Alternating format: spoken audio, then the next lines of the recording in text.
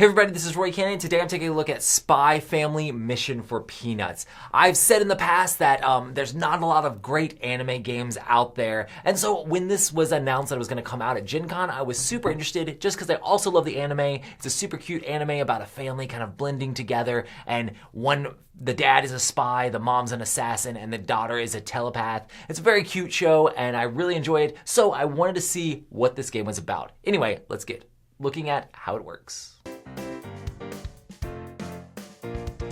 Alright, so this is Spy X Family Mission for Peanuts. So in this game, you're basically trying to get the Forager family in your hand. If you're ever able to do that, you'll win the game. And then there are other ways to make the game happen. If you're the only player left after all the other players have been eliminated, you'll win the game. And then also, if you have the correct pairing of the highest after the deck has run out, if you have either part of the family with the spy, or if you have Anya and you're in your hand, then you would have second chance. And depending on the two cards you have left at the end of the game, you'll have different opportunities to kind of win the game. So you basically have like a priority there, which I'll basically just kind of talk about how the game actually works, because that will help inform you how winning actually makes sense. So at the beginning of the game, you'll take the spy out, and you will shuffle the rest of the cards, and you will deal each player 2 cards, basically. And you take one of the assassins out if you're playing with less than 5 players as well. And then after you're done dealing the cards out to the players, you'll shuffle the spy into the deck also. And then on your turn, each player is going to choose one of their 2 cards to be their actual role, which when you're choosing roles at the beginning, it doesn't matter that much, but further on in the game, you'll be able to choose whether you're going to be doing assist abilities or deploy abilities. You have to change out your role to be able to do the deploy ability. So let's say I would start out with Anya as a telepath. A good thing about this is I cannot be eliminated by an assassin while I have her in play. And then say my opponent just picked this one, so he can't be targeted by secret police while he has that. So if he had the spy in his hand, he's kind of protected a little bit there. And then basically each player's going to have 1 card on their turn. They will draw 1 card, and they'll choose one of those 2 cards to play in one of 2 ways. So either you can play it for the top assist part here, which will normally have abilities that allow you to switch around cards and different things like that, or you can play it for its deploy ability, but when you do that, you have to switch out the role that you currently have.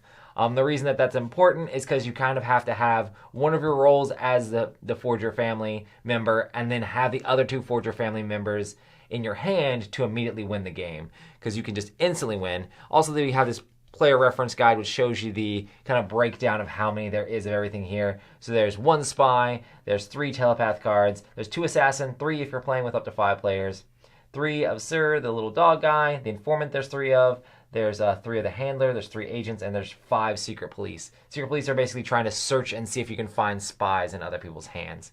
So let's just kind of look at some of how these assist abilities work on here.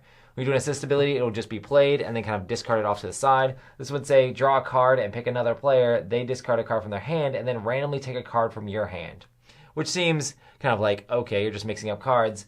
But because of the way this assassin card works in the game, it could be very crucial to trying to knock somebody out.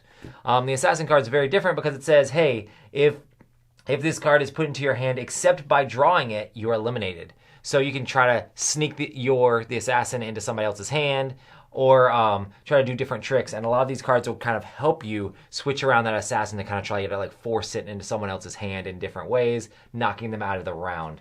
So yeah, that's what that one does. That would let you draw, and then they would have to randomly pick out of your hand, which wouldn't really matter too much. They would discard their own card and then randomly pick out of your hand. So when you discard cards, they just kind of go into a discard pile beside that player.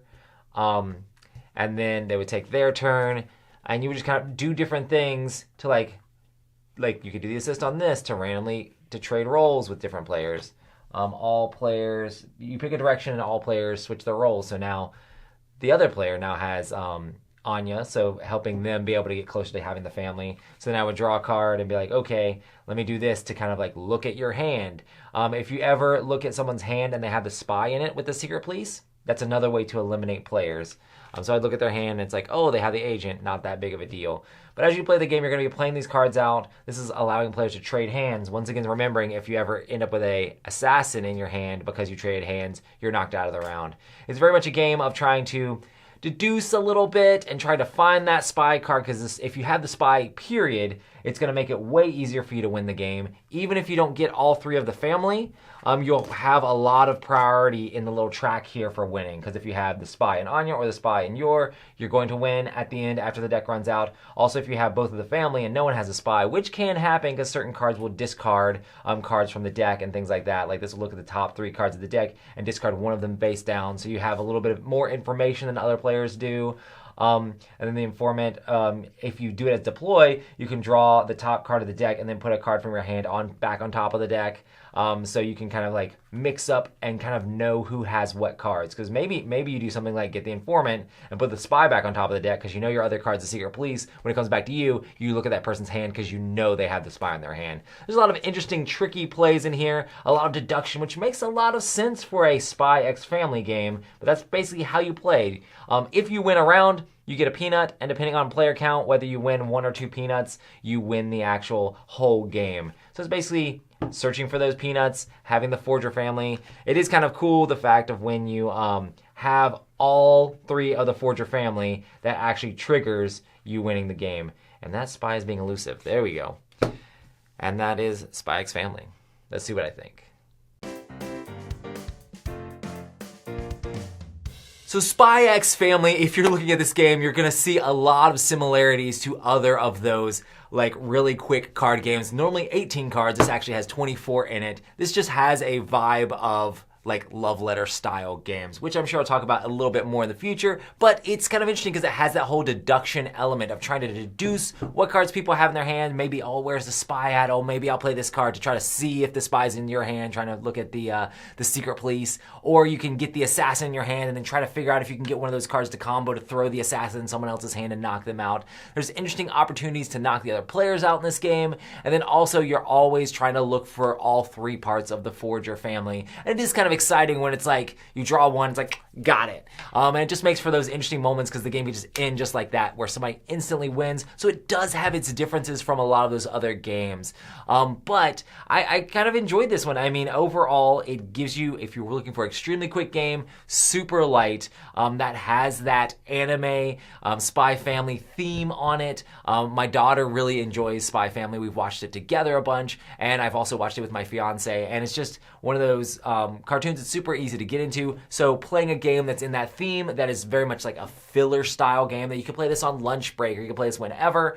Overall, like, it's not gonna like knock the socks off anybody. It's not necessarily terribly innovative, but I do think that it works. And the fact that you're actually going after peanuts makes thematic sense for the game, just because the daughter in the show is all about peanuts and trying to be like, oh, give me some peanuts and things like that. It's got a lot of anime tropes and things like that, but it is a cute show and the game fits that theme. So anyway, for me, I'm going to give this a 7.5. It works, it was fun, and I'll probably play this with my family as a cute little filler game. And if you take it out of this gigantic box, you can easily throw it in a little bag or something and be able to throw it in your backpack, and it's a very travel accessible game. But yeah, that is Spy Family Mission for Peanuts. If you like love letter style stuff, this fits in that vein. I wouldn't necessarily say it's better than that game, just kind of like the same sort of vibe. Anyway, I've been Roy Kennedy. Leave in the comments down below what anime you wish they would make games out of, and we'll see you on the rest of the week. See you next time.